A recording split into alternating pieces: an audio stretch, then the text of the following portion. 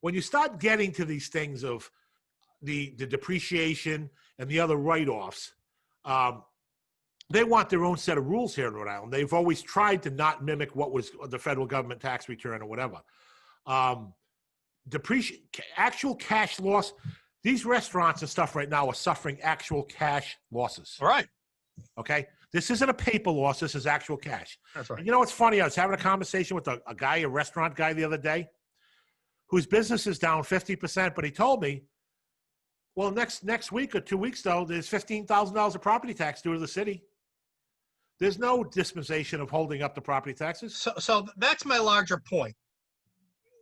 Like I said, let me stress it. You know, you would think during this time when everybody's struggling for obvious reasons, right? Obvious reasons, that you might lighten up a little on businesses because they are the job creators in our state. But no, we're making it harder on them. Well, that's Rhode Island mentality.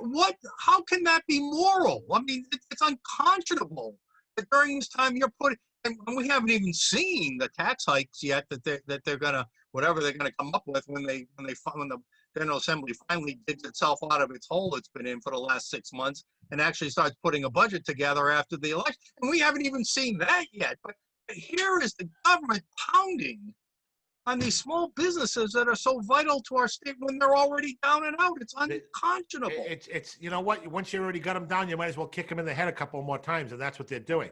So let me reiterate back to my business. So because we're essential, and during the COVID and everything else like that, we're still down about 32% in revenue. Okay, and let me explain to you why. We're a microcosm. Like I said, I call the state a little microcosm in this great big country. Whether it's here or Georgia or New Jersey, whatever, these places haven't got people back to work.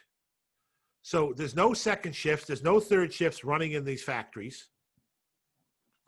There's no demand for a product. And I just want to use an example. The consumers sit home and collect their unemployment, okay? And they do shopping online and stuff. But do you realize like one washing machine might employ 6 people when you buy, because the steel, the electronics, the circuit boards, all affect certain industries. One truck as part of a tractor trailer affects 32 workers. So we've actually lost loads or backhauls over the last couple of weeks that we were booked on, go there to show up, and the people look at it and say, I got no one to load the product.